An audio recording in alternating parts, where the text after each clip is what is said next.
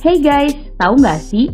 Administrasi dan manajemen adalah hal yang penting dalam menjalankan sebuah organisasi. Ketiga konsep tersebut saling berkaitan dan berdampak pada efektivitas dan efisiensi berlangsungnya sebuah organisasi. Oke, kita bakal kupas ketiga konsep tersebut satu persatu ya guys. Konsep yang pertama adalah administrasi.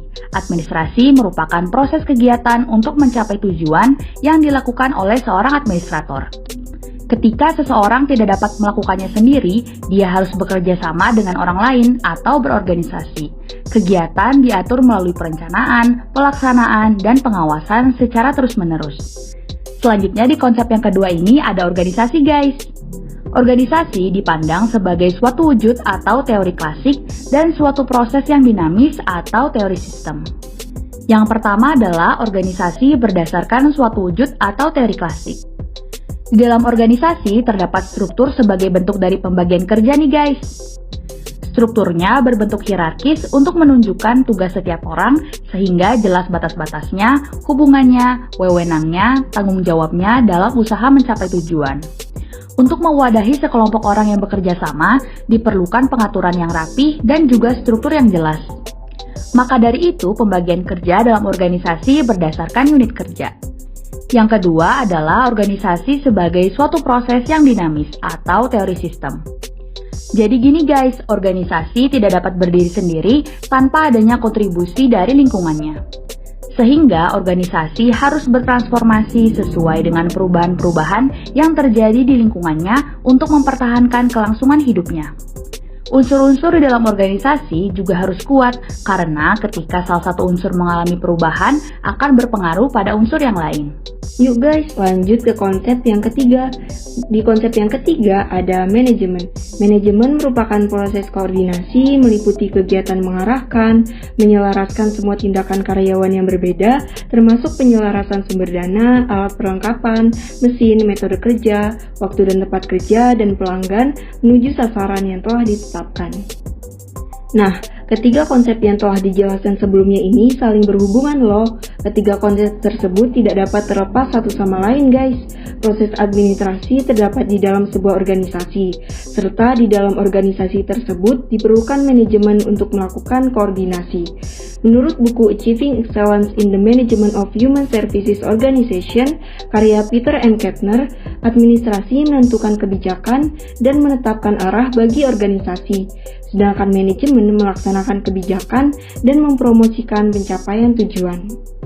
Ternyata organisasi ini memiliki beragam jenis loh guys. Yang pertama ada organisasi formal dan informal, yang kedua ada organisasi profit dan non-profit, yang ketiga ada organisasi kesehatan dan organisasi pendidikan, dan yang keempat ada mutual benefit organization, common health organization, service organization, dan business organization. Yang akan kita bahas kali ini adalah organisasi pelayanan manusia yang termasuk ke dalam jenis organisasi non-profit. Kalian penasaran nggak sih guys, apa itu organisasi pelayanan manusia? Nah, organisasi pelayanan manusia atau Human Service Organization adalah organisasi non-profit atau publik yang menyediakan berbagai layanan untuk membantu individu atau kelompok yang membutuhkan, meningkatkan kesejahteraan mereka, dan meningkatkan kualitas hidup mereka.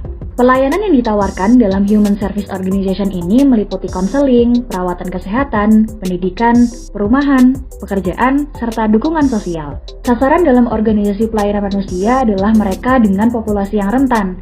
Nah, siapa sih populasi yang rentan itu? Populasi yang rentan meliputi individu dengan pendapatan rendah, anak-anak dan remaja, lansia, individu dengan disabilitas, dan individu yang mengalami kehilangan tempat tinggal dan krisis lainnya. Selanjutnya, sumber dana dari Human Service Organization ini nggak cuma dari pemerintah loh guys, tapi bisa jadi dari swasta maupun kombinasi antara pemerintah serta swasta. Organisasi pelayanan manusia atau Human Service Organization ini memiliki tujuan untuk membantu orang-orang dalam mengatasi masalah sosial dan kebutuhan hidup mereka, sehingga mereka dapat mencapai potensi penuh mereka dan memiliki kehidupan yang lebih baik. Nah, apa aja sih karakteristik pokok dari organisasi pelayanan kemanusiaan? Pertama, organisasi ini bekerja dengan dan terhadap orang yang ciri-cirinya untuk dipengaruhi atau diubah. Bahan bakunya itu adalah orang atau manusia. Yang kedua, organisasi ini diberikan mandat atau wewenang oleh publik untuk menentukan bagaimana mengubah seorang tersebut atau bagaimana melindungi serta menjaga kesejahteraan orang tersebut. Nah guys, kalian pasti udah paham kan tentang administrasi, manajemen, dan organisasi pelayanan sosial? Selanjutnya, yuk kita lihat implementasinya di Panti Sosial Asuhan Anak Aisyah yang ada di Ranca Eke, Bandung. Oke, kalau untuk tahun berdiri panti itu didirikan pada tanggal 18 Juli 1982 ya. Latar belakang sih pastinya jelas pembantu pemerintah ya, yang rangka menurunkan tingkat atau menaikkan tingkat kesejahteraan. Nah, kalau dari kaminya kan kita emang dari punya kesadaran sendiri. Muhammadiyah itu dari dulu emang organisasi sosial gitu ya, dari mulai pendirian sekolah-sekolah, panti asuhan, rumah sakit, dan bahkan juga kampus juga. Itu emang lebih ke sosial. Muhammadiyah itu didirikan tuh emang untuk mensejahterakan umat juga, itu salah satu tujuannya. Kita hanya membiayai full itu sekolahnya, terus ketika ada tugas juga sekolah misalkan butuh beli buku paket atau sebagainya, sakit kita juga yang misalkan urus ke rumah sakit dan sebagainya, puskesmas dan sebagainya, itu dari panti asuhan Aisyah full.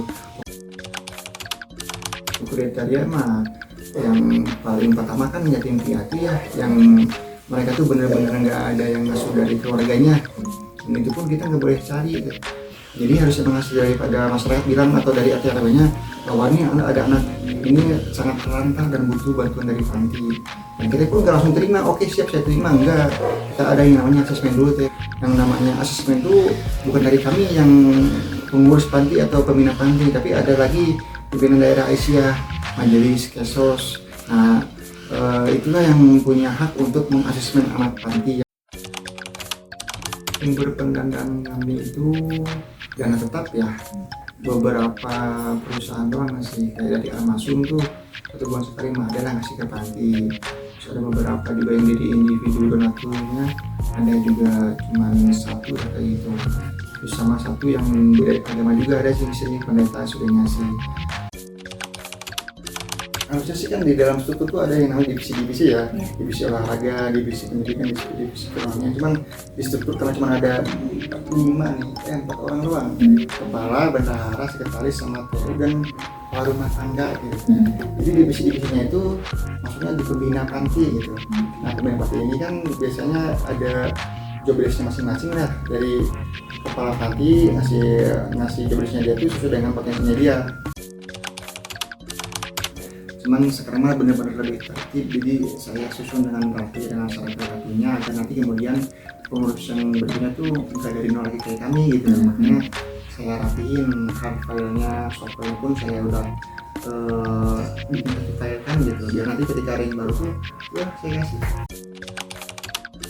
Kalau untuk manajemen administrasi itu sangat mudah ya, mungkin juga karena saya juga paham tentang teknologi kan ya, jadi akhirnya nggak terlalu sulit. Apalagi kan sekarang mau izin itu udah berbasis online deh, izinnya itu online, bantuan pun itu juga via online gitu, dikirim filenya.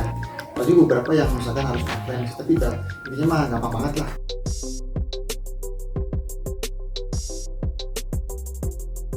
Oke deh guys, segitu dulu ya, semoga bermanfaat. Dadah!